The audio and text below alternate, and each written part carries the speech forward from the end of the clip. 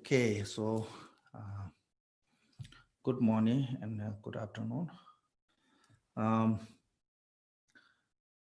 So we are continuing on the letter to friend by Nagarjuna. We already discussed about the Khenpo fruit last week. So I think 24. So this is a continual talking about from the sixth paramita to paramita of meditative consultation, and the paramita of meditative consultation is more like a detail than other paramita. So that way these have more information on this. First, there's a preliminary practice. You should come ahead. Preliminary practice. So without the complete of a condition of the meditative consultation, meditation is not that easy. Some people think, meditation is just keep quiet or just sit down, and that is the meditation. Meditation needs all the basic complete condition to become, can be unmistakingly meditate. So here's we are talking about the preliminary, how to be ready for our mind to can meditate. Because when we want to meditate, mind have to be really flexible. So how to become a flexible is it? First, we have to be a mind freeing from all those distractions. Without the mind freeing from the distraction, cannot meditate. So those talking about how to free mind from the distractions. So from last week, we were talking about freeing our mind from the distraction, avoiding the distraction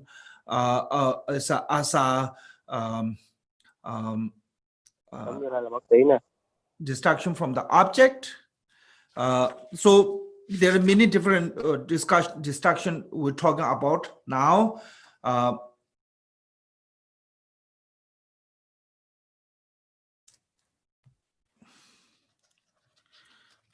think we left here, said that number 24 is said, of those who tumbled over the object of the ever inconstant roving sixth sense, and those over hosts of the four as a battle, as a wise favor to first to be the best hero. So in the Pemagara translation said, of those who fickle sense are controlled, this is six that ever sees as to dirt at things. And he who fought at the conqueror many fall, the first of the truly brave, the wise have said. So this one is talking about being a braveness. In the Shantideva said, if you destroy the enemy in the battle, it's not you not become a hero mind. Why? Because enemy, they are already destroyed by their own emotion. They come to the war with a negative emotion like angry, jealousy, hatred, or some kind of so that way they already destroyed their mind from their own negative emotion. So they are like dead corpse. So when you're stepping on the death corpse, it cannot be, no need to be brave. Anyone can do, Shantideva said. But when you try to control your senses, your mind from the attaching to the sense of pleasure, that is really brave. I think this is also another way.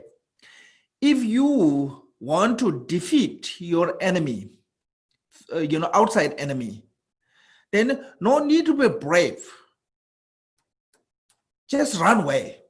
If there is one place you have enemy, if you don't want to be facing those enemies, just move away. You can be free from those enemies. So it's really easy.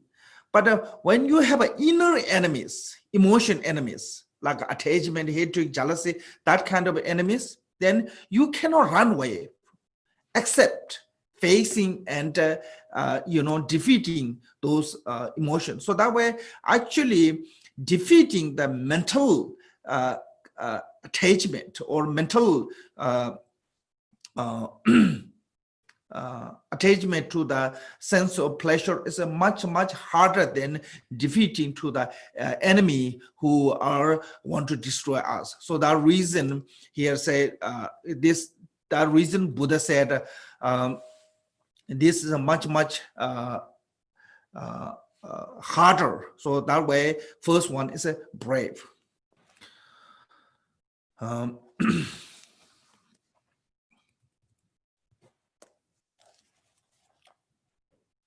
Then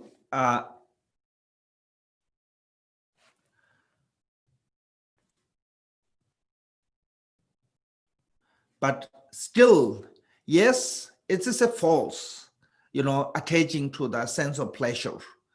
Eye attached to the form, ear attached to the sound, that kind of attaching to the sense of pleasure is a mistaking but it's really difficult to control.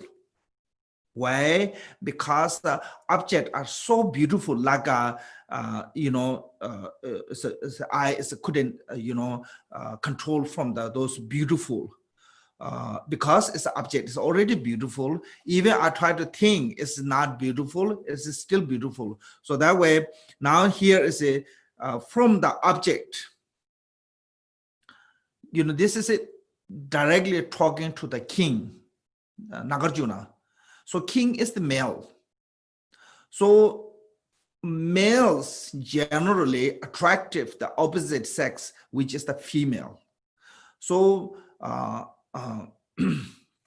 one of the Tibetan scholars said, for the man, most beautiful in the man's eyes is the woman, and most beautiful in woman's eyes is the man. So that is basically we are desire realm. Okay, in that sense we are desire realm. Generally, that is attractive, opposite side of the sex, the gender, the attractive. So male attractive to the woman, woman attractive to the man. So this one is directly talking to the king, originally talking to the king, who is the male. That way is come this word is said, look at the body of the young woman and separate it on its own. And with full smell, it resembles the vessel for the filthy matter, lagging out from the 9 hole, difficult to be filled with the cover, with the skin, and then the look at it is ornament, also separate their own, on their own. So this one is if talking to the male have to be used as an object, as a woman, young woman.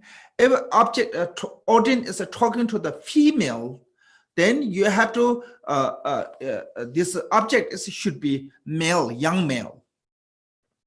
This is Tsultrim Rinpoche also said in the Shantideva's Bodhisattva contract. When you're teaching to the male, you have to use as a word as it is. But when you're using to the female, then you have to change to male, female to the male. So here is in the text said young woman. But if you're teaching to the woman, then you have to say body of the young man. So because human, outside a little bit different. but inside is all same. Doesn't matter male or female. We are kind of, Shantideva said, filthy leather bag. Human body is it. So here, you separate the skin put somewhere, and all the ornament and beautiful dress, those are put separate. Then try to look the inside the body, where you can find the beauty.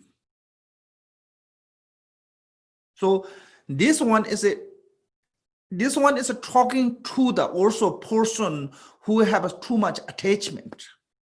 But somebody who have a really strong aversion, like angry issue, then this is not good subject, because it increasing their angry. It become a stronger angry. So this is not good. I'm sorry, Vietnamese translator, she didn't come. So I don't know what happened. So I cannot help. Sorry for this.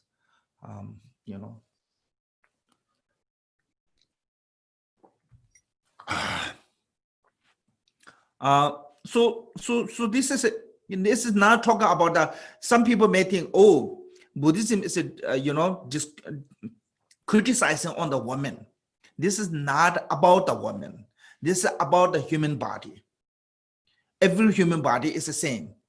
If you just remove the skin, remove that ornament and try to look the actual body, there nothing is beautiful. I mean, look this way. No matter how much we take care of our body, spending so much money, and try to make much beautiful and really nice, but when we're dying, our family pay lots of money to get rid of our body. I don't think so anybody keep the body, except some really high lama. Then they also have to clean. Even they are really high lama, have to clean the body. Make sure all the impure, filthy one is cleaned up. Then body, flesh itself is absorbed. Then keep that one. Otherwise, it smells really bad after the few days. All the body is really rotten, smelly. There nothing come out from the body good. So this is talking about someone, a male who really attractive to the woman and have strong attachment. Then you can discuss this way. But even that is a male, if you have no attachment and have a hatred, then this one is increasing their hatred. It's not good. So that way, have to be a selective audience. So that reason in the Buddhism, we said, don't give Dharma teaching to the unsuitable person. Because if you give this to everyone, some people may increasing their hatred. Some people have a more like a gender discriminations, discussive thought, and become actually a worst case. So it's not good. So this is basically how to reducing your attachment when you have a strong attachment. Where here is talking about the attachment is mainly because we are the desire realm. If you look those three poisons: ignorance, attachment, and aversions. Our ignorance, and we don't have that great ignorance. We are pretty intelligent. Human beings are really intelligent. And our aversion is also time to time comes. It's not always there. But attachment is 24 hours with us. We attach our body, we attach our food, we attach our place, we attach our name, we attach our position. There's so many ways to we attach. There's so many ways to we attach. There's like every single movement is based on the attachment we perform our body, we function our body. So that reason attachment is they're always attached. We attach for the sleep. So there's so many ways to attach. So that reason here emphasizing mainly on the antidote of the attachment.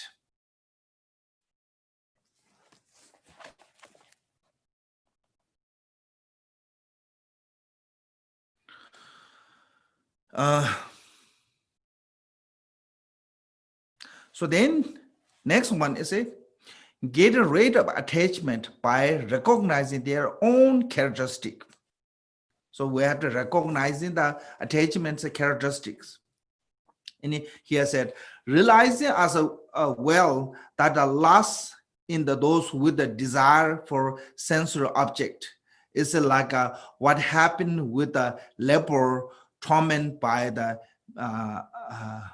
maggot, who relies on the fire for the sake of some comfort and yet get no relief. So a desire is like that. No matter how much we use, never be satisfied. It's just like somebody, leper is a skin disease. Lots of skin disease have equal to want to scratch. More you scratch on the skin, more you want, and it gets worse. So I think, I don't know, I never saw myself directly leper, but I heard this one is when you have a leper disease and you always want to be near the fire and then scratch, it comfort a little bit, but it gets worse later. So same as more you try to enjoy the desirable object, it never get satisfied. More you want. So that reason is saying is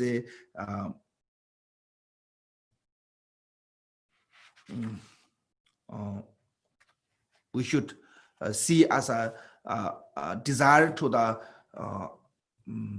what call this attractive object is like that, so somebody who have a leper disease and always try to comfort with the fire's heat, but only what happened is it get worse. Same thing as a desirable object.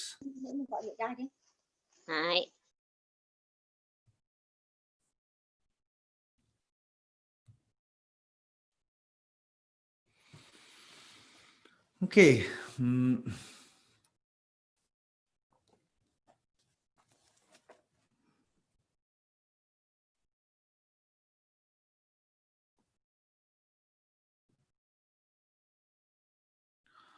Then now, even this kind of a method, still you cannot free your mind from the desire. Then you have to use get rid of attachment, understand the why desire. Oh, sorry.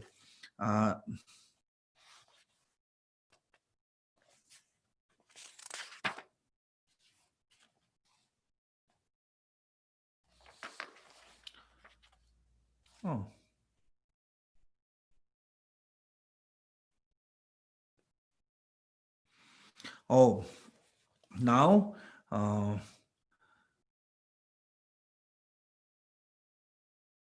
what kind of a main antidote if we have a strong desire? What kind of antidote can still by thinking about the attractive as unpleasant still cannot get rid? Also thinking about the unpleasant object on the desirable object is not really antidote, because it only reduce, it cannot be uprooted of the attachment. So how to can be uprooted from the attachment is if instead it said, so for the sake of seeing the deepest truth, make it a habit to pay attention to the phenomena correctly. No other preventive measure exists at all that has such good quality as this.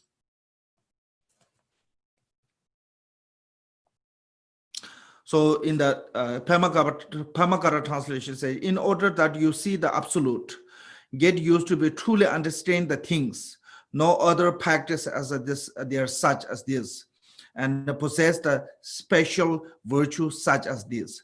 So this means that you have to see the absolute truth of the phenomenon. What is the depth or absolute truth? How we can see the depth and absolute truth is by meditating on all the phenomena are impermanent. All the phenomena are, all the what called the defilement are suffering. And all the phenomena are empty by nature. And nirvana is the only peace. So this kind of a fourth seal of Dharma, Buddha taught. So this way too, you can see the true nature of the absolute truth of the phenomena. First, you have to understand the impermanent. What is the impermanent? What is it relative to the impermanent to seeing the truth? Is it? Because if we don't see the impermanent, as I remember, I think some of you may remember in the precious garland of the Kaboba's Jew garland, it said, nihilism and emptiness have a really easy to mistake. If you don't understand the impermanent, when you talk about the emptiness, it goes to nihilism. So if it goes to the nihilism, what is the problem? Is that actually nihilism is the worse than eternalism, believing in the exist. So, because if you believe in exist, there's an antidote called the meditation on the or emptiness. But if you believe in the nothingness, there's no other antidote. So it's just like if you get sick, you can take the medicine. But if you're sick by the medicine, then you have no other medicine, no other cure. So that way,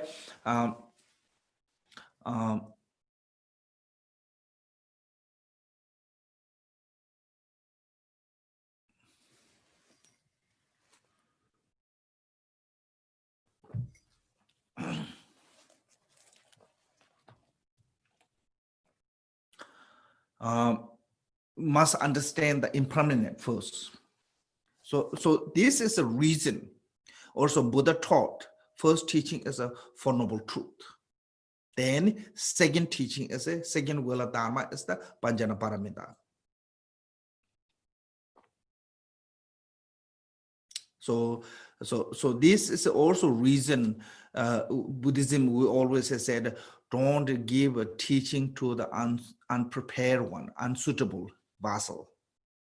Because somebody already not make the suitable to receive this kind of advanced teachings and try to give that directly, they are always easily make mistake. So the reason first is how to see the true depth of the true nature of the phenomena. First try to think about all the phenomena are impermanent. Also, Patu Rinpoche said, meditation on the impermanent is the preliminary practice of the Mahamudra and Dzogchen.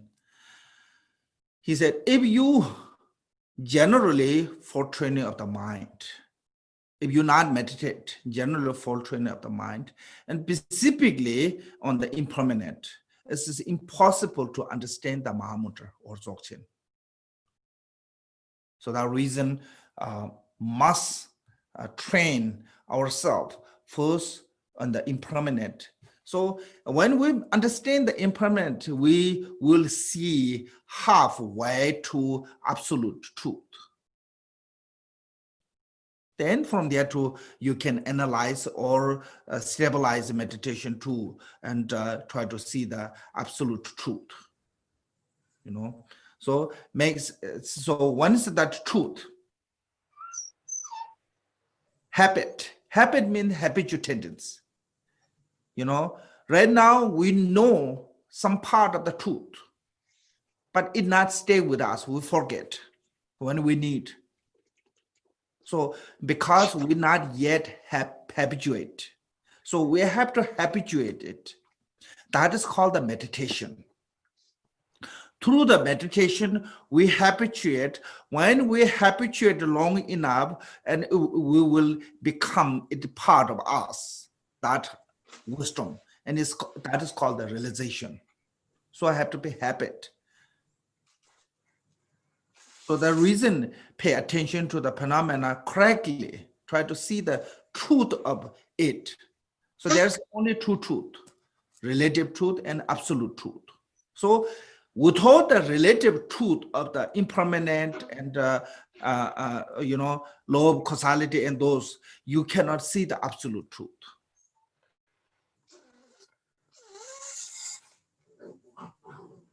So, so those two are really necessary. So how relative truth is through the absolute truth. I mean, sorry, this distract me. How to see the absolute truth is through the relative truth. So those two truths are a combination. So that way, pay attention to the phenomena correctly. No other preventive measure exists. Could you try again? Has such good qualities. So there's no other way to you can see or no better quality than such meditation on the suchness.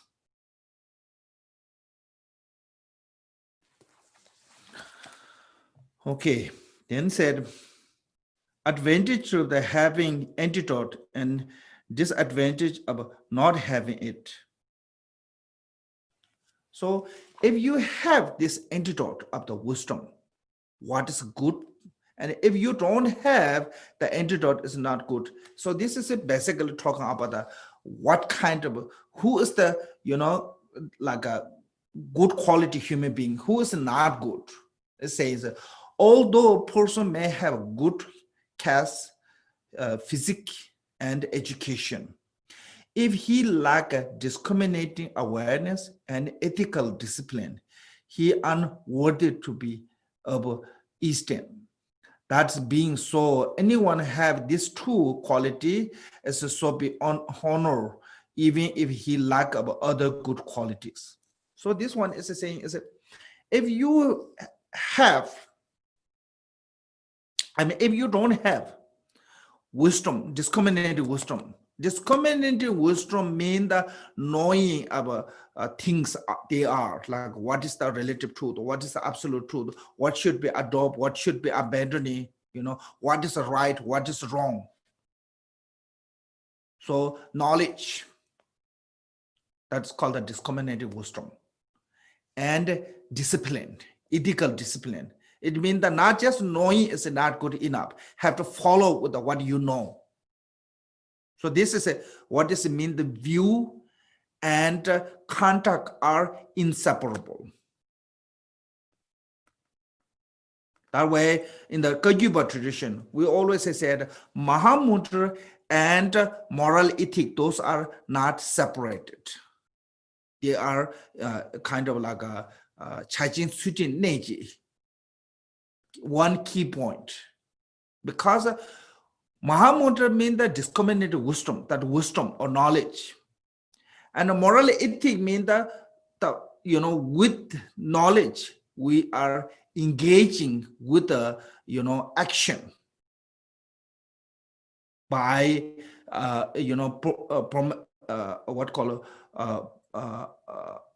promotion and prohibition mode of abide. Like what should we can do, what shouldn't do, what can do, what cannot do, that kind of discriminate this way to following that, that one is called the contact. So this one is a wisdom and contact. In the last Buddhism, Mahayana also Vajrayana, we use as a view and contact. Those two have to be come together. If a person have a good view, it means that it's called a superior view. This especially superior will, view mean the seeing the true nature of reality. and superior conduct with the renunciation. So then even you don't have a good caste, good physically look, and good education, still people will honor you, people will respect you. But you are really good looking, you are come from the high family, highly family, like royal family or somewhere, and you have a good education degree. But if you don't have a good ethic and a good view, nobody will respect you. Historically, look, lots of royal family destroyed by this kind of people, misbehavior. Even they come from the royal family, people, losing the faith to them, losing the respect to them because his or her, ethic behavior. So this reason here, what's saying is that, so long as you have these two, discriminative wisdom and ethical discipline, you are noble being, you are worthy to worship or honor, you have good qualities. If you don't have these two, no matter how good looking you are, no matter how rich you are, no matter how powerful family background you have, no matter how much high degree you have, still you are not worthy to honor. So this reason, this why we have to have the wisdom, because wisdom as it didn't stay also, kind of like stay on the righteous path.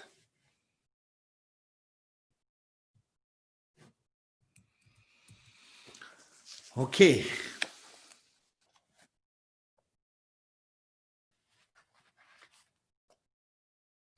So then here said, what should give up for the Dharma practitioner?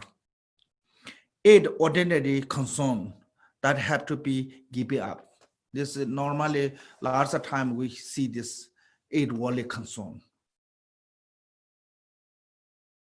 Worldly beings, in the ordinary samsaric beings, always a concern on this 8 subjects. But Dharma practitioner, if we have this concern, then our Dharma is not pure. Dharma is not for the liberation path. Dharma is a cause to, our Dharma practice has become a cause to deeper in the samsara. So that reason, Gamboba said, if you don't do Dharma as according to the Dharma, Dharma can be caused to reborn to the lower realm. So that reason, what is we do Dharma not according to the Dharma is if Dharma is a mix with the 8 worldly concern, then it's become. So here's what is 8 worldly concern. Oh, realizer of the transitory world don't have as a object of your mind.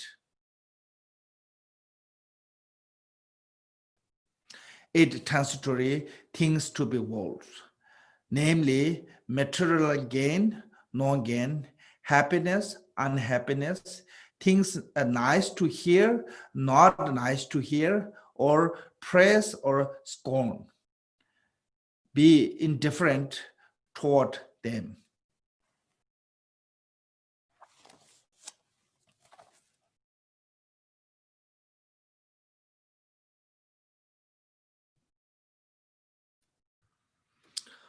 So this is a or realizer of the transitory world. Is a talking about, I think,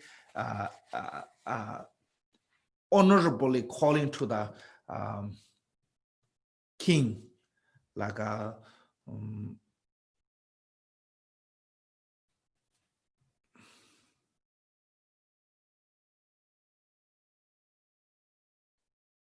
because king, we think king is the most knowledgeable in the humankind, So this is a kind of like praise, like a nice white call king, you're a great knowledgeable person or something like that. So this is the old realizer of the tendency of the world. This is talking about the who know the mundane really well. You who know the mundane life really well, that's king. Supposed to be king is the most knowledgeable for how to run that way. I mean, like these days we have a presidential, they do debate showing us their capacity, knowledge, and from that too, they based on that people vote for this person because they think this is the suitable to the run the country. So best one. So that way, I say there's the old realizer of the transitory world. This realizer is not talking about the realization of a kind of like Mahamudra or anything. This is I think maybe other translation is said, you who know the world. So that is maybe better. The king, you who know the world really well, mundane life, know the very well.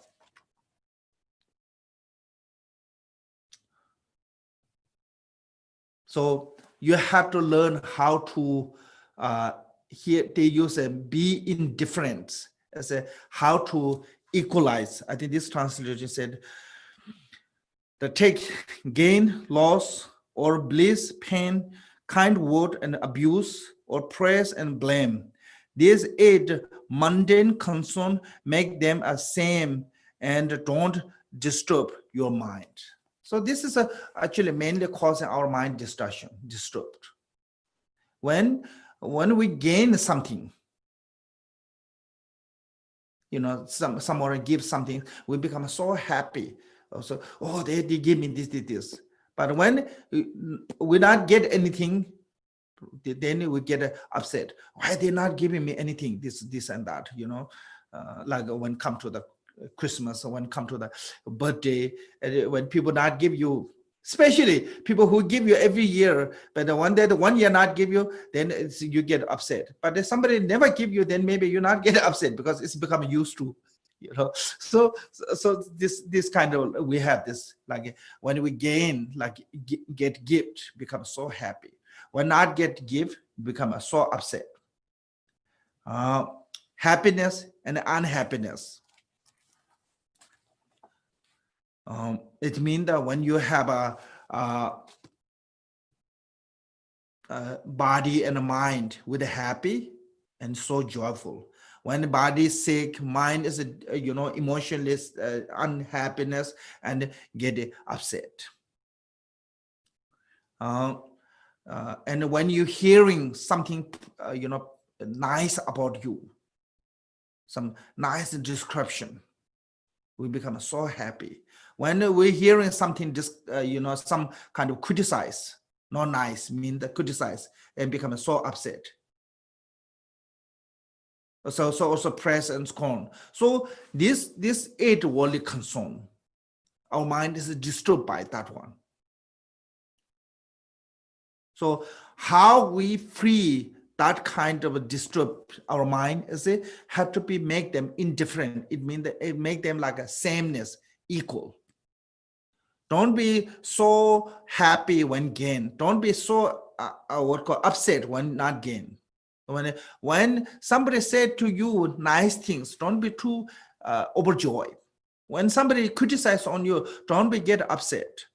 Actually, for the Dharma practitioner, criticize is the teacher.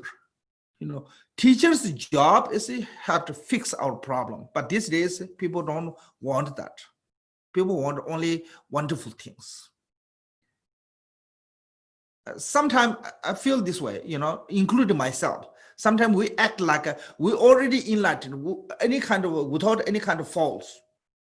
So if our teacher or anyone says nice things about us, then we become so satisfied. We have kind of like joy with that. But when somebody pointing our faults, okay, any kind of faults, we get upset. We get a little bit, not comfortable.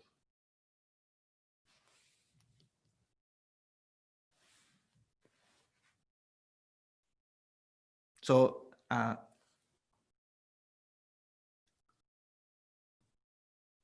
so I think that is a disturb our mind. So if we want to meditate, before the meditation, you have to equalize these two. Make sure your mind is not bothering any kind of this kind of doesn't matter somebody say good things. When somebody said wonderful things, you have to think, I'm sure this person is saying lots of good things about me, but I'm sure there's someone is always criticizing. So you not become arrogant.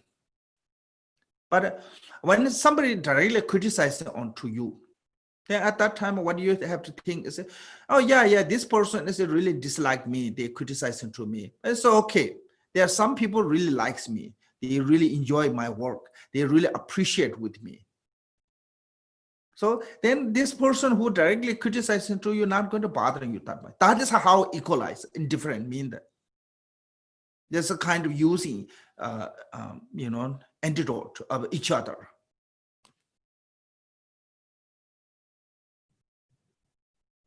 So when you're not gain, it's just okay. Think that, oh, I'm not getting anything. I didn't get anything.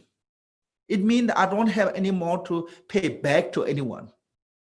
Yeah, because if your birthday, you get some gift, then you have to give back to the next when that person's birthday comes. But when they not give you gift, it's just okay, no problem. So that way you don't have to buy a gift for them too when their birthday comes. So it's just like that way. To your mind is make this way to indifferent, to not bothering by any kind of circumstance. Because long as we keep this kind of, why this called the eight worldly concern is because this is only focus on this life. Dharma practitioner, doesn't matter what kind of dharma you do, this life is not that important. There's a Kadamba master called the Potowa. He said, if you are not part of the three capacity beings, three kind of capacity beings, which mentioned in the Lamb of the Path by Adisha, you are not human beings, he said. So what is a three capacity is a lesser one, is who have a fear of the lower realm, so that way try to do something that they can reborn in the higher realm. That is the lessest one. Then Medu Yoga, they try to liberate from samsara because the fear of samsara. And the supreme capacity is someone not just only liberating themselves, want to liberate every sentient being. So those all three, less thinking to the next life, not just only this life. Because this life, anyone can take care. You don't have to be human being. But human can make different, they have a better education, better knowledge that can make better next life. From the human human's capacity much higher. So that reason, if we our focus is only stay on this, mundane lively, these kind of things, then we're not becoming not different than non-human beings. Forget about the precious human. Definitely, we don't have a precious human's quality if our life is spent on this.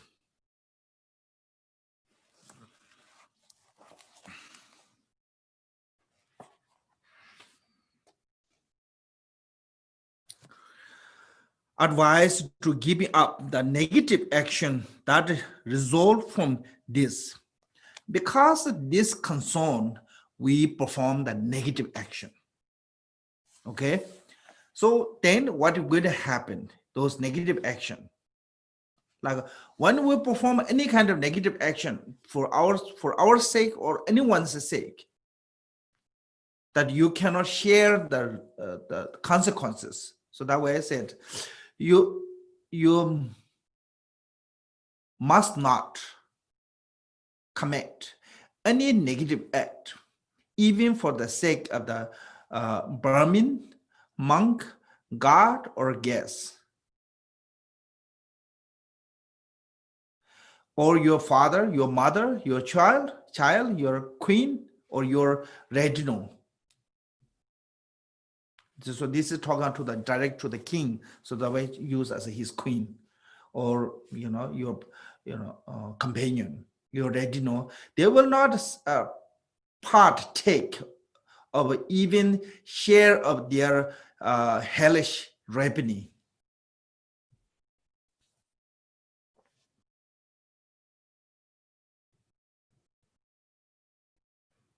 So here we do negative. Sometimes people do negative for offering to the monk or kind of anyone who's doing rituals.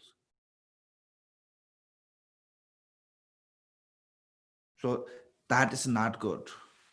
I heard somewhere said somewhere in Tibet, somewhere said, "Oh, tomorrow is we invited the monk to do puja. Today we have to kill one of those sheep." So that kind of, you kill the sheep for the offering to the monk for food, but the negative of killing the sheep is monk not going to share the taking life. Part of the negative is a monk not going to share. Anyone who enjoy with that, they're not going to share the taking life. If you took the life, you have to take consequences of that one. The God mean the like lots of people have this local deity, and you have to do local deity puja, like that kind of this God is talking about that one. Or you serving to the guests, and including your father, mother, your wife, your children, your retinue, anyone. If you've done negative for those, when it result or consequences of raping that negative karma, they're not going to come to take part from you. They're not going to say, "Oh, we enjoy together, so I will enjoy. I will suffer with you with your negative." It's not going to say that one. So I'm not saying it's the people who enjoy those food, they not have a negative. Yes, they have a negative, but that's their own negative. When you took the life, for example, animals, that you are the responsibility for taking that life, not the guest. So that I think this is it, have to separate. So that way, anyone's sake, if you done commit of the like a killing, stealing, lying, anything you have done sake of others, that action, negative actions, karma result is only rapine in you. They're not going to take part.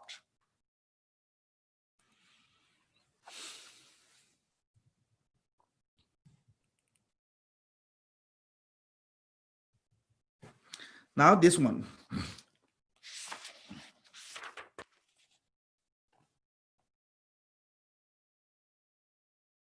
So why it is necessary to avoid the negative action? So sometimes we think, if this is negative, where I don't see the result, sometimes because we don't see immediately that consequences, we become careless, basically, because it's not immediately see. So here said, although many commitment of a negative karmic act may not cut you immediately afterward like a sword, nevertheless, when the time of the death comes, whatever coming result there will be becoming manifest.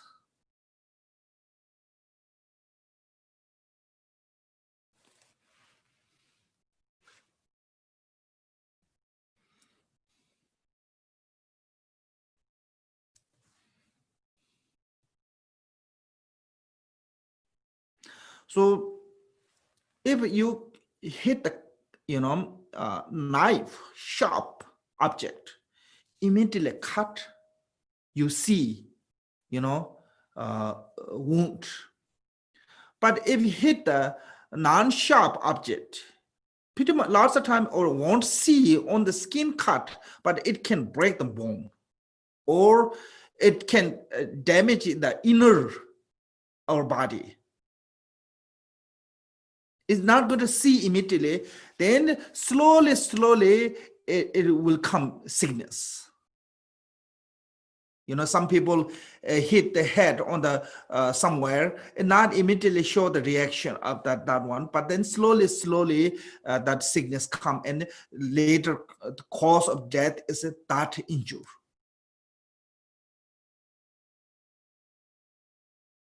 Some take like a few days, some take few months, some take few years to death from that injury, but that is caused to, but it's not good to see from outside.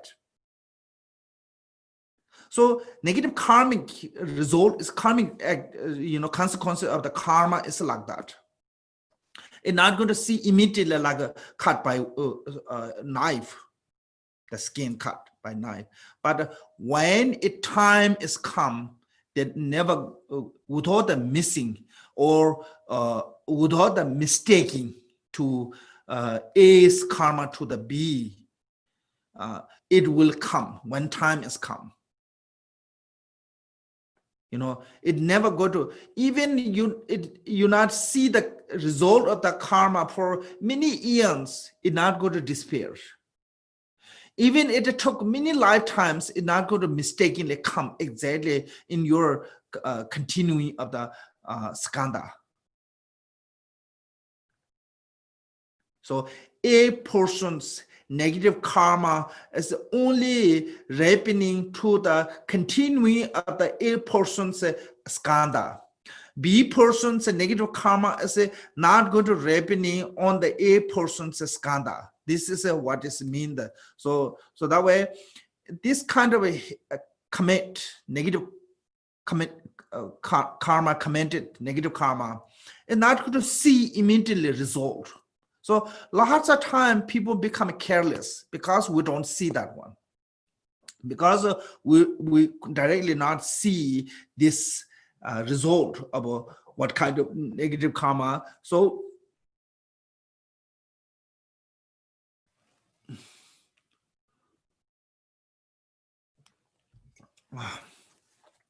but it's never going to be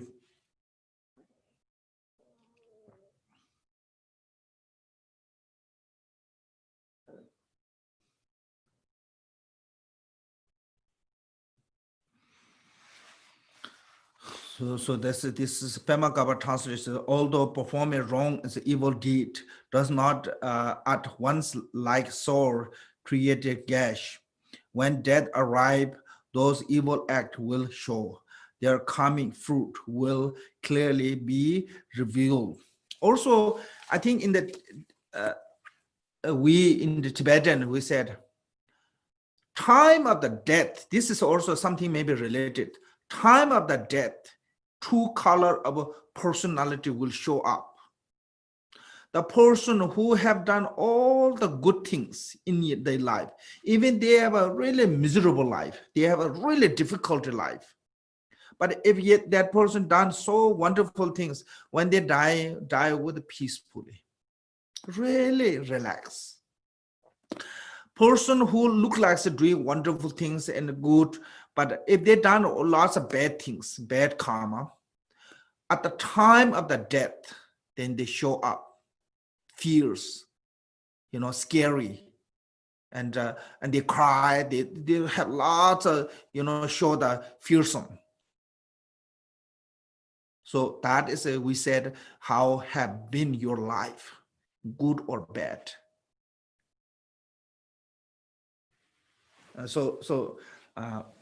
In there one quote said, I don't remember who said this one. It means that when sinful person is dying, that is the best teacher to show the karma.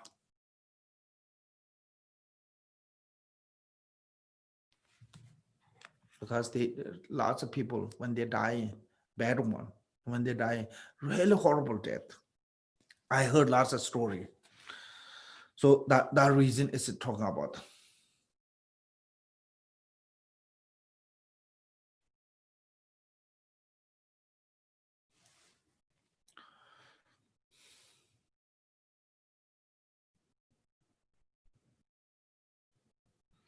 Now,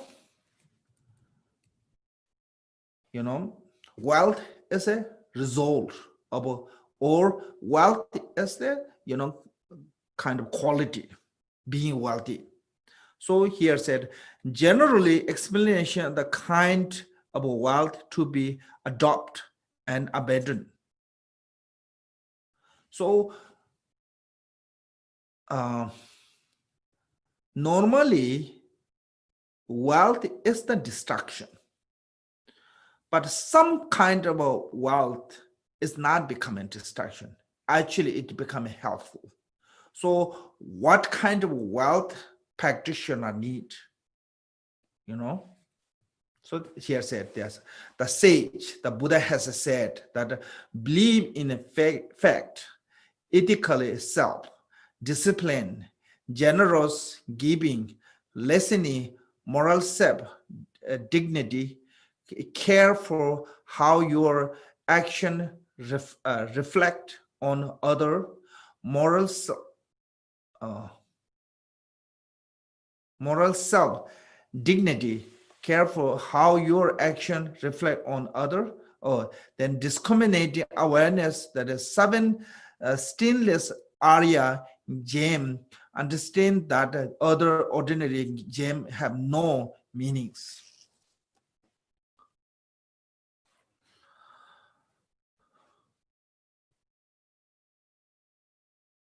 So Buddha said these are the noble wealth, these 7.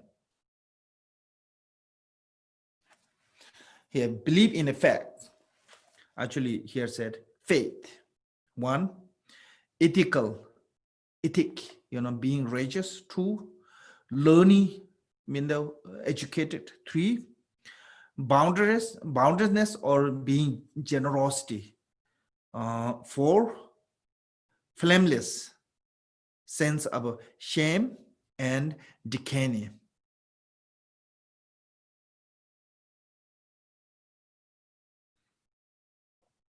It means the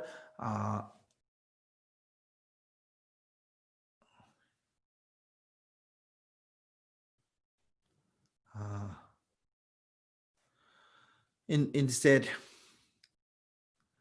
sense of shame as a respect to the oneself, that providing one's from the indulging the negative action, and a sense of a decaying with the regarding of the other, that stop one from the engaging in the unvirtuous active.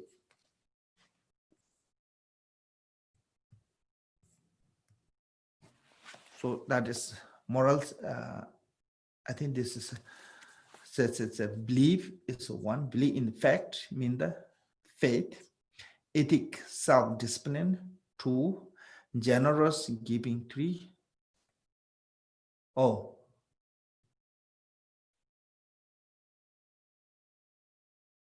listening. 4, moral self dignity. 5, care for how your actions reflect on other. 6, and discriminating awareness. This is 7. So these are the noble wealth. So this must need for the Dharma practitioner, this 7.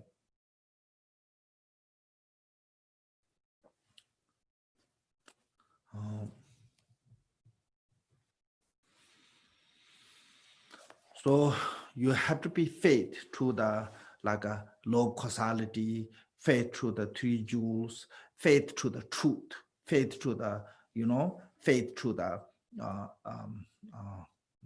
good, basically. And discipline means that you have to be disciplined, your have a hold of moral ethic. It means, so this is not necessarily, I think, is have to be be Buddhism. It's not talking about the only have a faith to the Buddhism. It's a faith to the karma. Like for example, karma is not really Buddhism. Karma is just reality of a phenomena, how function.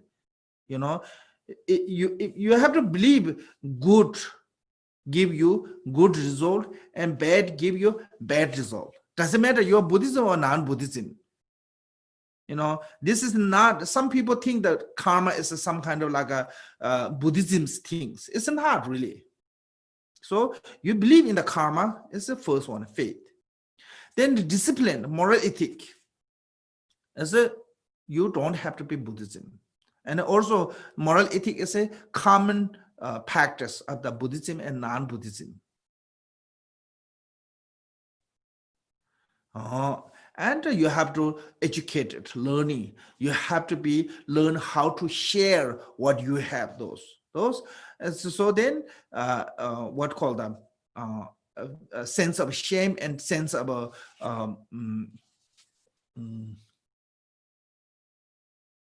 decaying. What I tell you about. So if you do something because people will criticize, that way you have to be sense of shame. And sense of decaying means that you have to be yourself to be also honest to make sure that not going to be feel guilty by doing something, you know, even nobody knows. Then wisdom. So this seven wealth. It's not talking about Buddhism's wealth. This is talking about the humanly wealth, humankind wealth. Every human being needs this, basically. Doesn't matter you believe in the religion or not, you follow into any religion or not, or you Buddhism or non-Buddhism. Doesn't matter what religion you believe or non-believer. So this is a noble wealth, or so this kind of a wealth, good human being must need. Understand the other ordinary gem has no meaning. So because other ordinary gem, we think that the wealth, whatever, is only give us a difficult life. It's called the suffering of the not finding, suffering of the protecting what you have, you know, difficult to protect, and suffering of the losing. So those all is given by the ordinary gem, ordinary wealth. But this noble wealth, or good wealth, it never give you that kind of suffering.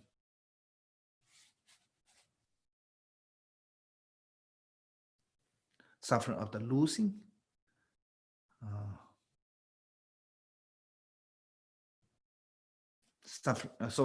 especially suffering of the losing, and it's not going to give.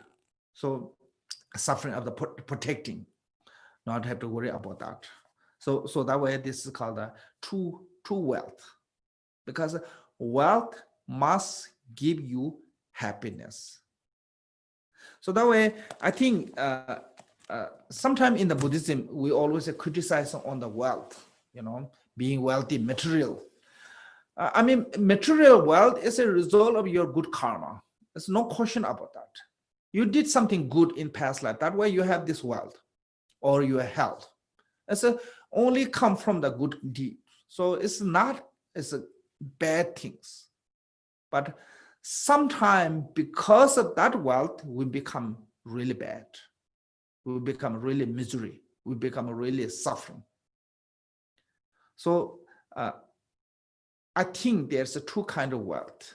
One is a wealth come from the good karma. And another one is maybe wealth come kind of curse, that wealth give you all the misery. Lots of wealthy people have no good health, no good, sleep, no good, enjoyable life, no relax, always be busy or some kind of slave. Even they don't have time to eat. Holiness said, he knew some European really really rich person. He never saw the person eating food on time or eating food when it's just fresh or when it was warm. Always be there something comes. So irregularly eating whenever he get, but there's no, always get cold or something that always come with his food. So that way, sometimes we become so rich, but then, no good life. Life is become a slave of that material. Supposed to be the material should make you comfortable life, but lots of people have no comfortable life because of those material. So that way, those wealth, this kind of wealth, not really noble wealth. Why? Because lots of time that kind of wealth give you suffering. But this seven wealth just describe faith, moral ethic, learn education, generosity, a sense of shame, sense of decay, and wisdom. They only give you joy or comfortable. So that way is called the true wealth, noble wealth, or good wealth, because it's not going to become a cause to misery of your life by this. Ordinary object can be become. That way I said ordinary gem have no meanings. Like you have really expensive diamonds, rings. You're not going to feel anything that is really expensive wearing, except worry. Worrying about not noticing by other, not recognizing by other. Even you wear this expensive ring, but nobody noticing this one. So you have some kind of a suffering inside. Then also worry about may lose this one. So constantly there's more worry than enjoying from that expensive jewel or expensive clothes or expensive car or house. So that way those ordinary gem, ordinary wealth, not necessarily give you the joy in your life, but this noble wealth only give us joy and happiness. I think that reason is this Buddha said this wealth is really important.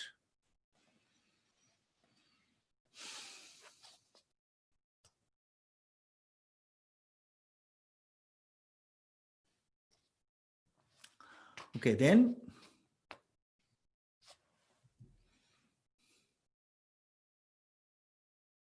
now it said specific travel pursuit to be given up. Travel, TRIVIAL, kind of like meaningless, I think, pursuit. So what are they said? Gambling with the dice. The gambling, any gambling, not just dice. Looking for the meaningless gathering. Laziness, rely on the misleading friend. Intoxicant and running around the night, bring about a worse rebirth state and your fame and decline. Abandoning these six. So these six can cause you to this life bad reputation, and next life will be reborn in the lower realm. I said about the worst rebirth mean the lower realm. So first one is a gambling. Person who gambling, everybody always criticize on that person.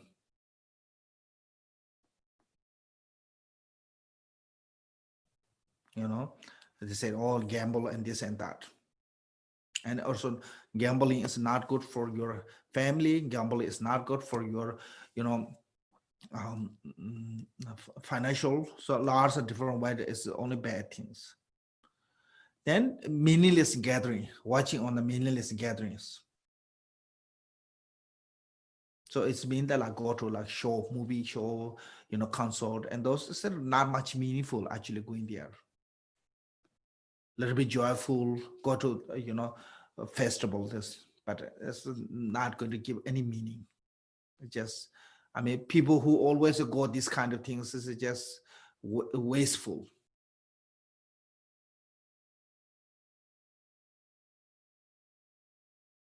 So I think this is especially like just go to the watch some kind of meaningless show. It can distract. Your time in life is have a limited, and all the limited time is a waste on those. It become a distraction. Then third one is called the laziness. Laziness have a three kind of laziness.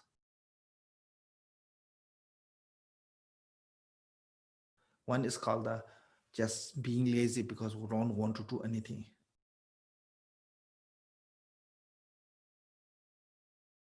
Laterally laziness, I think. Laterally laziness or something called, but you just don't want to do anything. Second one is you always think you are not good enough. Oh, I cannot do this one. I'm not good enough this one. The inyeba is ourself, what called lack of self-confidence. Lots of time we have this kind of, oh, I'm not good. Then third laziness is being attached to the doing like a negative action, negative activities. That is also part of the laziness. No matter. So like one butcher put effort to killing animals is not called the perseverance. It's called the lazy. Why? Because being attached to the negative action. So this is the opposite of the perseverance. Perseverance is what called the characteristic of the perseverance is said being what called attached to the good action. Positive action is enjoying on the good action. Enjoying on the good action is called the perseverance. So opposite of the perseverance is called the lazy. So when you are being attached to the negative action, is also that's laziness. And rely on the misleading friend. So this is you see, we talk about the 37 practices of Bodhisattva. It's called the evil companion. In the 37 practices of Bodhisattva, it's an evil companion. Is not because that person is evil. Whatever evil influence into you, because if that person is evil, but from that evil to you learn something good, then that's not becoming evil companion. So that way, Adisha said, some of his root guru are butcher. He learned something from the butcher's action to how something shouldn't do, something, how to be a good person or whatever, what he learned. I don't know exactly, but Adisha said his one root teacher was one butcher. And there's one yogi, I forgot the name because my memory is short. I have small Alzheimer's disease. So he said he's one root guru is a vulture. What happened was a vulture catch the snake. Then all the vulture is chasing this vulture with the snake. So then some point that the vulture let go the snake and catch by another vulture. And every vulture is chasing another vulture, and this vulture is free from the chasing. So he thought, oh, being, whatever is not, is grasping, attachment is the problem. When you let go the attachment, there are no enemies anymore. So he learned from that. So that way, this is called a misleading friend. Is you lead you mistaken path. That is an evil friend. Even that person is act like really kind, looks like a teacher, pretend like a teacher, giving Dharma teaching from the words or speech. But that person lead you negative way. How to be jealousy, how to be, tricky, how to be, lying. If you you learn from that teacher, that is called a misleading friend or evil companion. So whatever influencing to you, if that is a good influencing to you from that person, it's called a spiritual friend. If that from that person to, if you're gaining the what called the bad influences, that is called a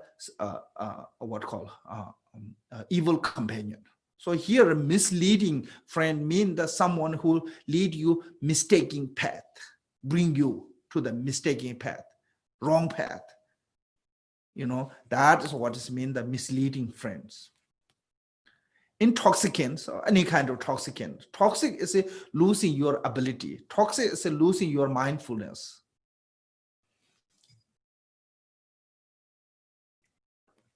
Buddha's time, before they are not toxic, is not banned in Buddhism.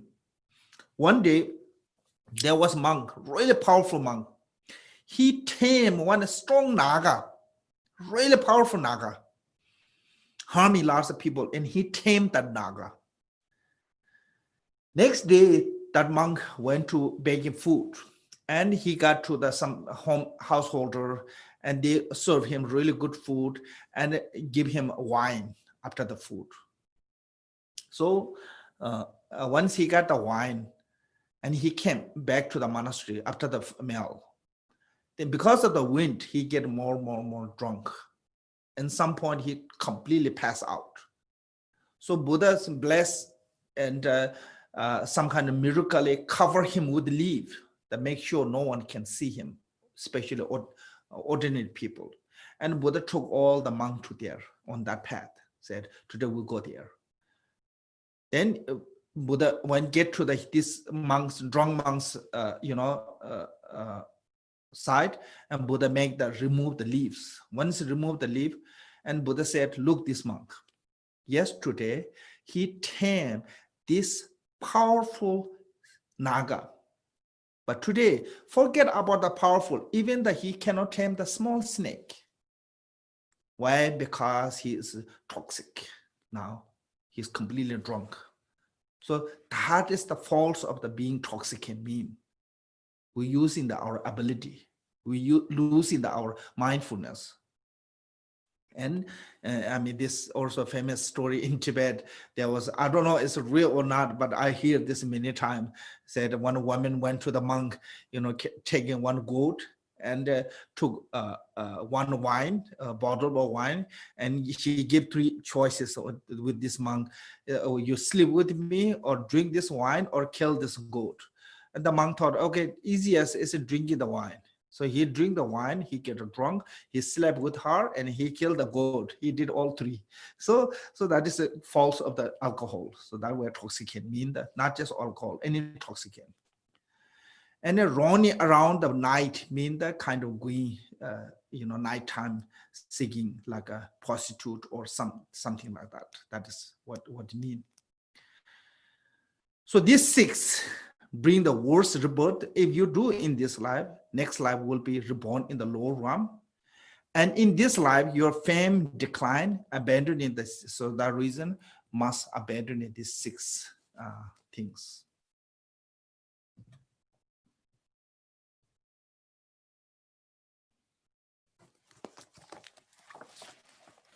Okay.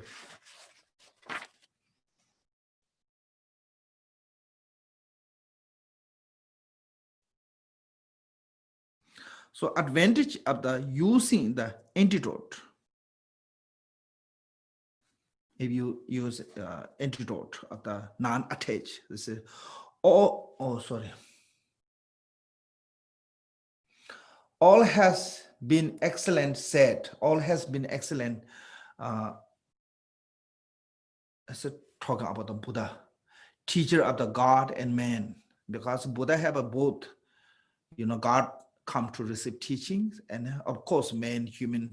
So that way, like Indra, Brahma, there are lots of God, uh, beings from the God realm come to receive teaching from the Buddha. And also Buddha went to the God realm to give teachings. Remember? So he went to 33 God realm to teach including his mother. And some sudra actually Buddha taught in the God realms, like this called the white umbrella sutras. And some of those taught in the God realm. So that way Buddha is a teacher to the God and human too. So man mean the human. That among all the world, contentment is the best. So you're fully content if you know contentment, even if you possess no wealth, you will be perfectly rich.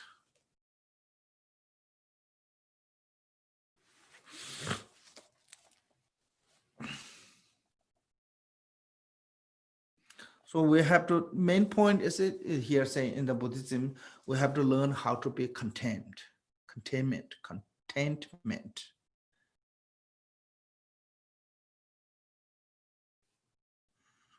Less desire and contentment, especially for the condition of the material absorptions. This is a necessary containment, because if our desire is really strong and we are like always be hunger and always be want more and more and more and never be satisfied. So they never feel like rich or have enough. So if you learn containment, then you'll feel like rich. In Tibet, we normally said, if you don't have a debt, you are rich. If you don't own anyone, anything, you are rich, truly. So that way, it's a contentment. We have to learn how to be contentment. Yeah. So fully content. If you know contentment, if there's no possession of wealth, you will be perfectly rich. So even we don't have much,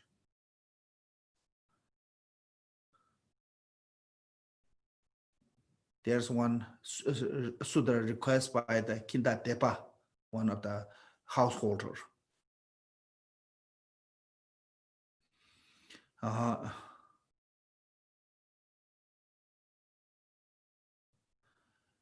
Someone even have not much to eat, but still that person is want to act like generosity. This is the richest person in the world.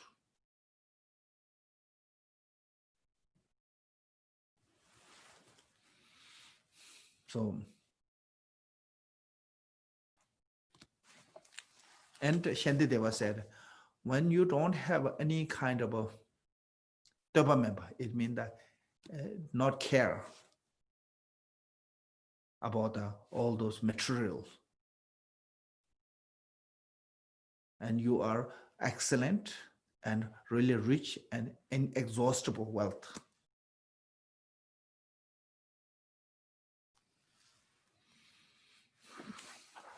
Okay.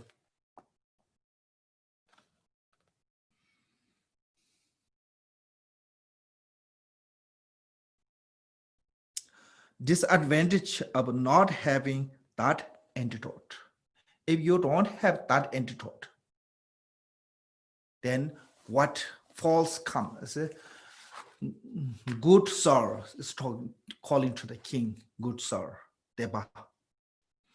Just as those with the many possession have a problem, that isn't the case that those who desire are few.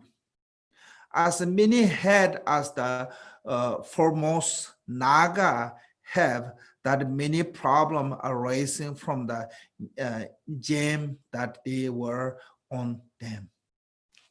So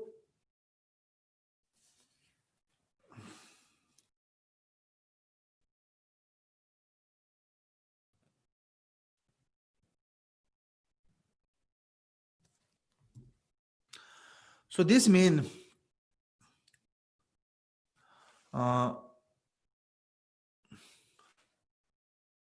people who have a lots of wealth have so much suffering, as earlier I mentioned, suffering of the protection, suffering of the losing, and they don't relax. But people who have a less, they don't have that problem. This is I think normally if you drive in a really expensive car and you go to somewhere, you cannot relax, constantly think about your car, or hoping, not strolling, hoping, not scratching, hoping, always, try to think that one, constantly think about that. But if you drive a crappy car, when you leave the car, you have no worry, you're free completely, wherever you go until you get back to the car. You have no concern on that. So this is similar like that. This is an example is a Naga. You see the Naga snake, actually Naga have a jewel here on the crown. The snake is a kind of protecting that jewel. So each Naga have a different number of snake based on their wealth. Not really wealthy Naga have one snake. Media have like 3, 4, and really rich, extremely rich Naga have a more number. So number of the snake is the symbol of their wealth, richness. But more snake have, more suffering comes. So that is, I think, similar like a human way. Badu Rinpoche said, if you have if you own one sheep, your suffering size is a sheep size.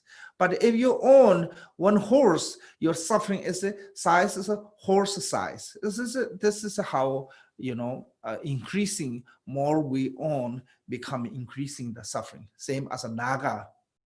Because the Naga, their snake have lots of suffering by the sand, heat. There are many different ways to they get body suffering.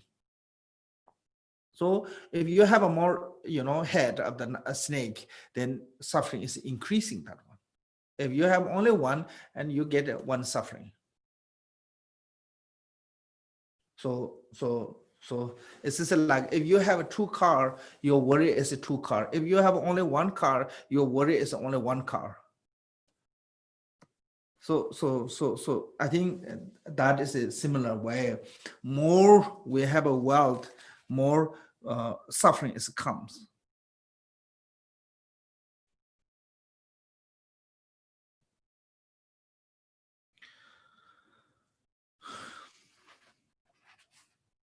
Okay.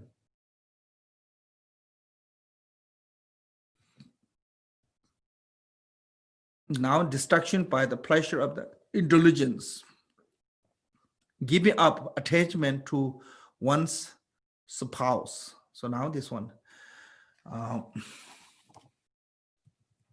to cut it. So this one, look, see, I mean, Nagarjuna is a different case. Okay, Nagarjuna snake is a different case. As I mentioned, why he have a snake is because when he was teaching, and some Naga was receiving teaching from him, and because of the sun is bothering too much on him, the Naga come to the like umbrella, like make them snake, they themselves make the umbrella to block him sun that way. But here, another Naga, normal Naga, they have a snake come with a part of their body. Those are different. So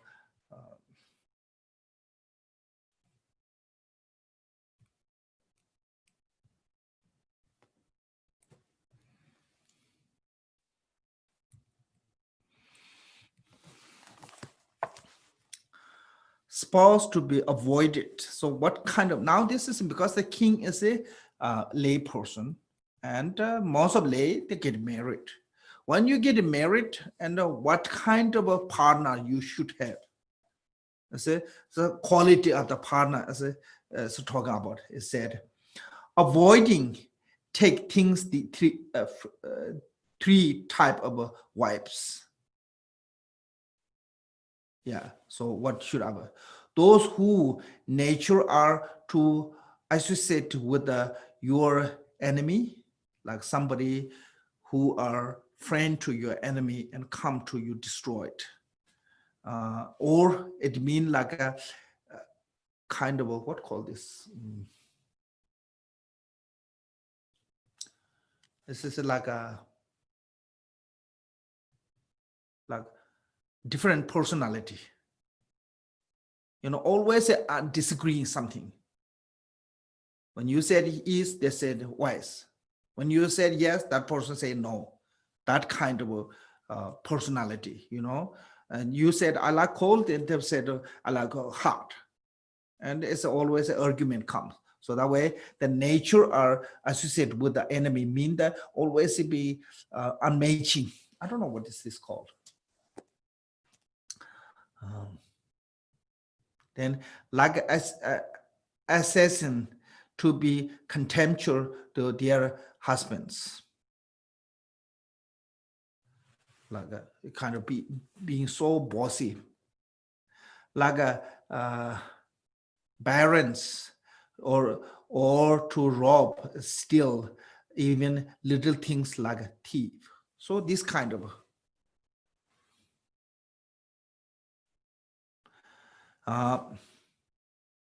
what called not matching personality,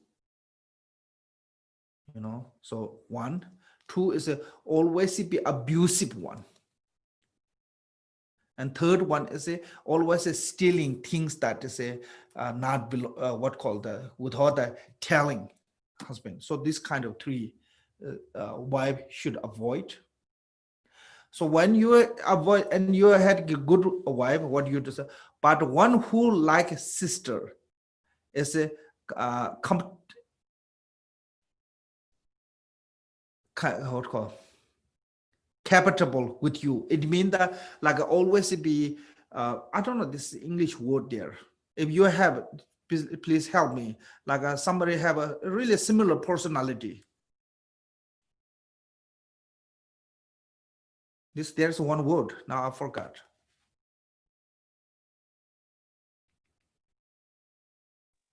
Compatible. No, not compatible.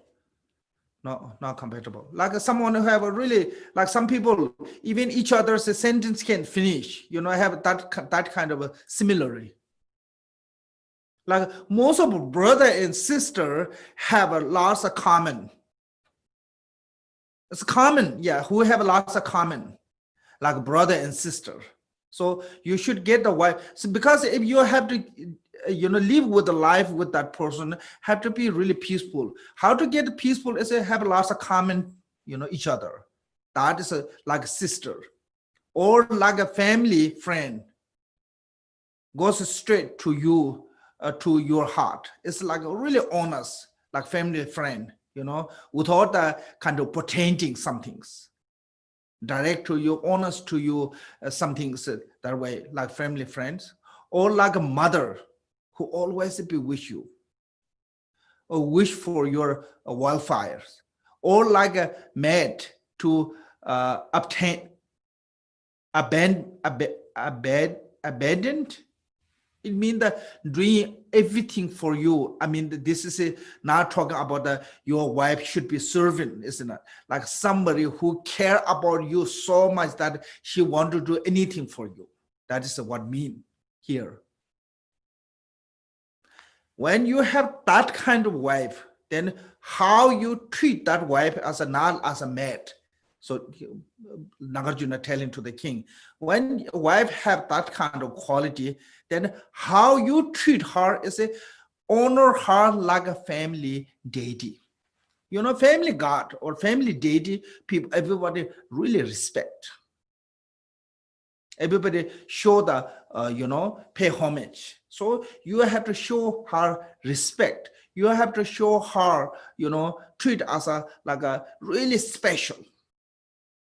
If your companion have this kind of qualities.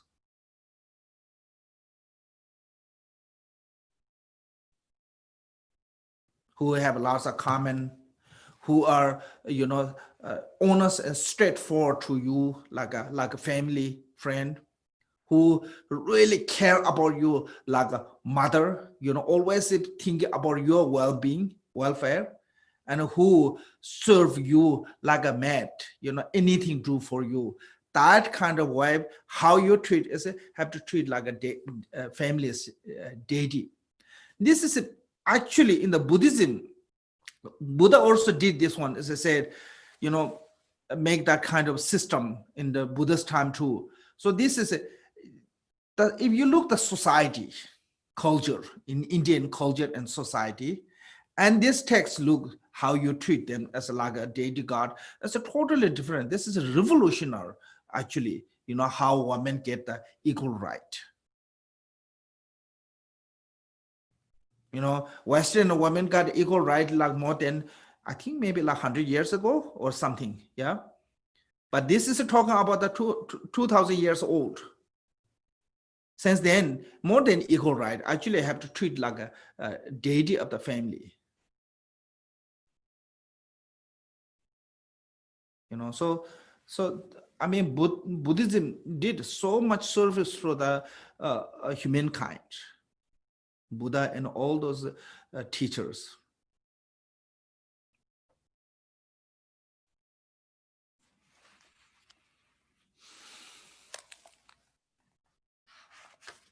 Okay, so that is what kind of spouse. Now, as you give our attachment to the food. So when we have to eat food, okay? I mean, nobody can survive without the food. So even Buddha every day go to the big food alarm, yeah? In the monks, even give up everything. They cannot give up baking food. No one can do that one. So we always need the food to protect our life. Without the protecting life, we have no guarantee of practicing long time. So should be protect. So how to when you're eating food,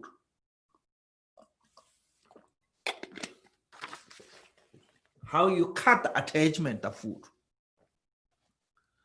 So how you cut the attachment is rely on the food in the proper measure, like a medicine, without a greed or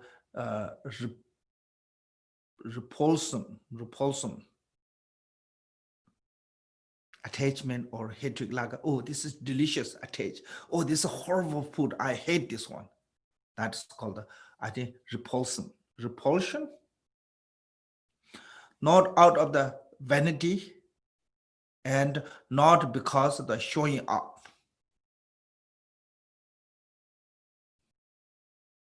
And not because of the obsession with the health, but mainly for the sake of maintaining the body.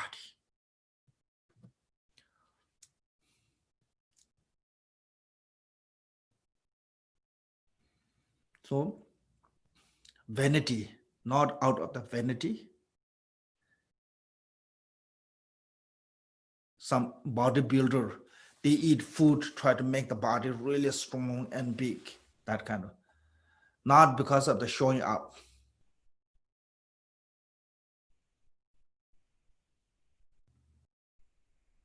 It means that showing up like a strength, so that way can defeat the enemies.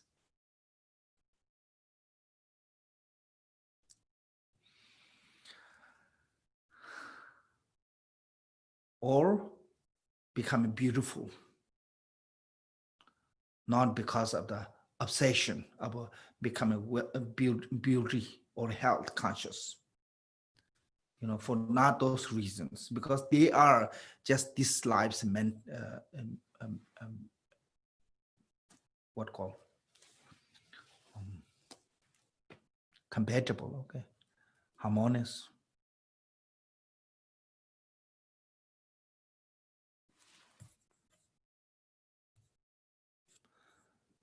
Sounds should be okay. So what we think about the eating food is just for the sake of maintaining the body. So what maintain our body is a medicine. So I think this translation, they said, this one said, take food as a medicine in the right amount, without the attachment, without the hatefulness. Don't eat for vanity or for pride or ego sake. Eat only for your body sustains.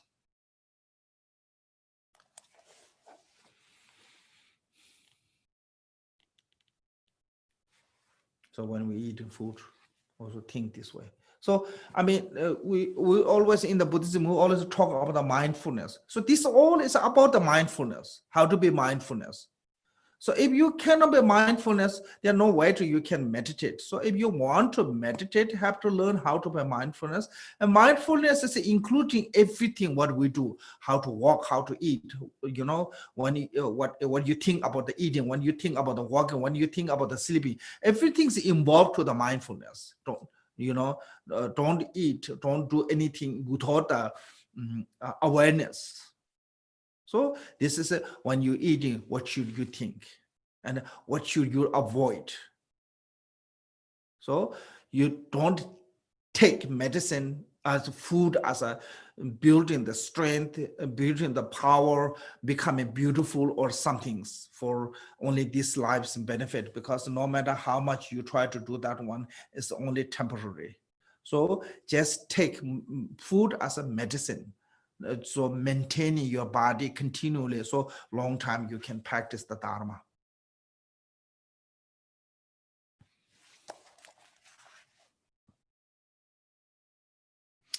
Then giving up the attachment to the sleep.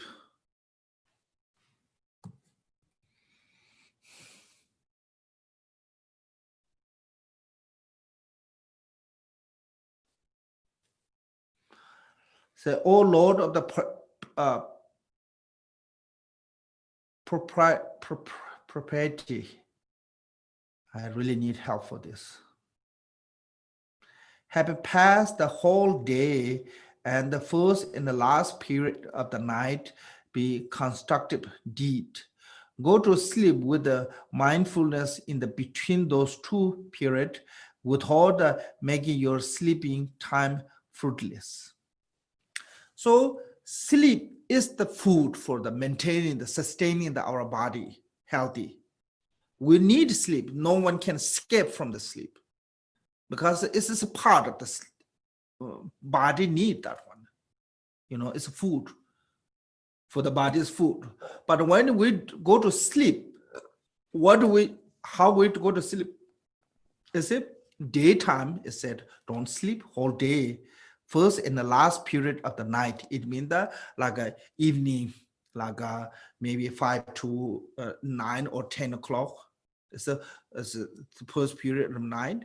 And the last period of night is talk about the morning, like 5 to 6, 7, those like early one. So evening you do meditation, chanting, prayer, whatever. And middle of the night, you know, you have to sleep some hours to make sure your body get a rest, your body get mutual, neutral with the sleep. Then morning, wake up early.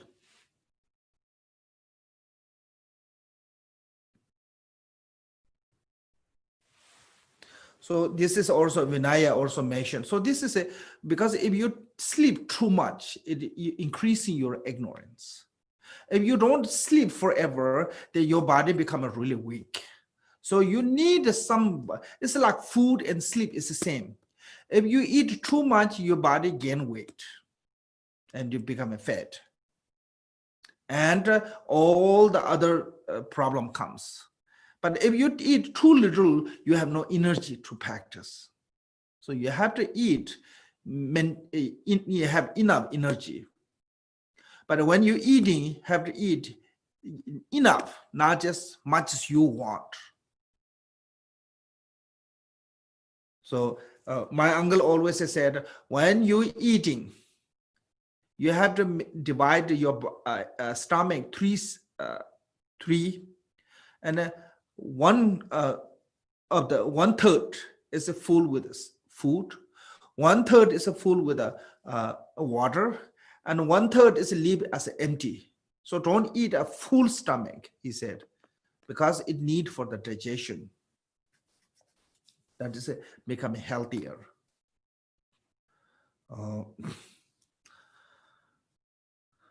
So same thing is also sleeping. When we sleep too much, I think it's increasing our ignorance. The body is becoming too much, with sleep. So not too much, but if you never sleep, then body become really weak because of the lack of sleep, of the rest. And our body is like a machine, need a rest. Machine is every run for continually, some point it break. So same thing as body. If you run continually, some point it will break. So we have to rest. How to rest is by sleeping. But when you're sleeping, go to sleep with the mindfulness. This is called then the whole night is change. Sleep is a mutual, it's not virtue, it's not non-virtue. But what kind of intention you go to sleep, it becomes that way. If you go to intention of sleep of angry, hatred, jealousy, or you go to sleep, so tomorrow morning you go to do the bad things, with thought of that one, whole night is becoming negative sleep. If you sleep with you said, I need to rest a little bit, so that one morning wake up, I can wake up early, so I can meditate, I can pray, I can do these good things to the other, and all those with a positive thought. If you sleep, all sleep is becoming positive. So that way, Milarepa said, when I'm eating, I meditate. When I'm sleeping, I meditate. When I'm working, I meditate. This always with the maintaining with the mindfulness. That is what is meditation mean.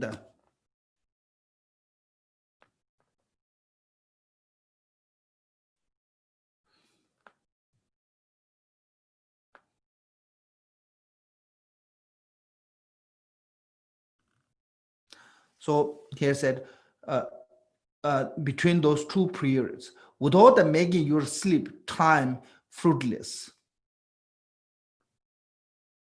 Fruitless, sleep time fruitless mean if you sleep without any kind of reason, it's called fruitless.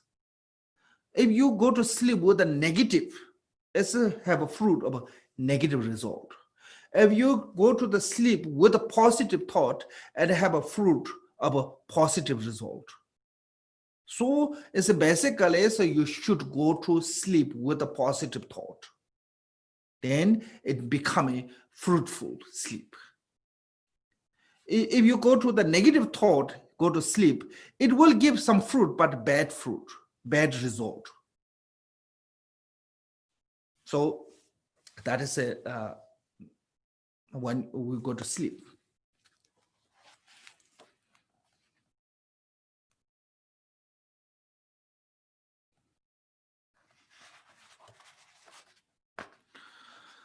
So practicing the four boundless equality add to be concentration. So what is a concentration? What we're doing is it, then here said, always meditate properly on the love, compassion, joy, equanimity. Even if one do not receive like that, the highest goal, nirvana, you will be less attain the Brahmin realm as a bliss.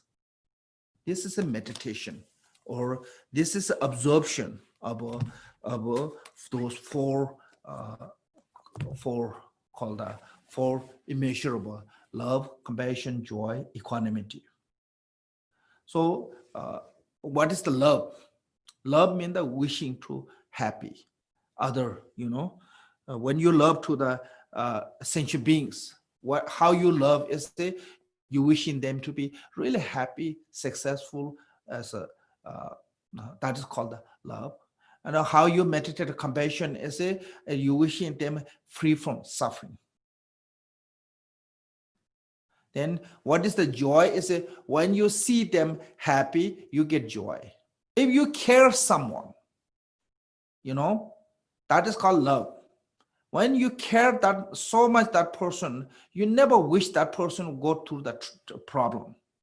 That's called the compassion. When you see that person, even small amount of problem, you feel so uncomfortable. That's called the compassion.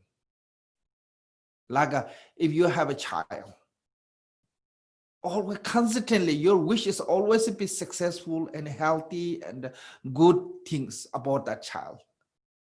That is because you love that child. But when that child have a little bit problem, you immediately notice, you feel that. Actually, sometimes you feel more than that child itself. That's called the compassion.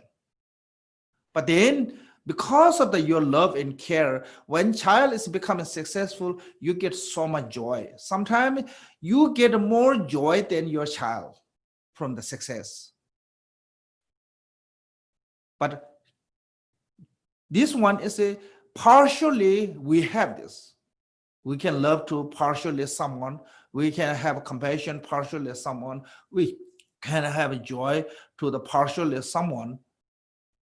You're not going to find any beings without any partial loving kindness, compassion, joy. Every sentient being have this partial one, but we have to learn how to be equanimity. Equanimity means that equally everyone. Like Buddha did, Devadatta and Rahul equally love and care. Devadatta as his cousin who always try to, make problem in his life from the sense he was born. And also Rahul was his, a biological son. Of course he cared, but Buddha care about those two are equally. That's called the equanimity. So we have to meditate on those subjects.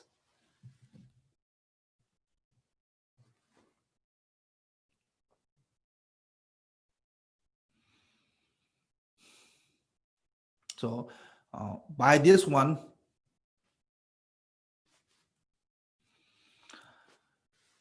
would you read you to even if not do not receive that highest goal nirvana. It means the higher goal is talking about the nirvana. But you will be less attain the Brahmin realm. You will reborn in the form realm. So this is involved to the method of absorption. Now, this is the main practice of the meditation. We call the method of absorption. And next week, I think we will talk a little bit more about this, particularly method of concentration or shamatha.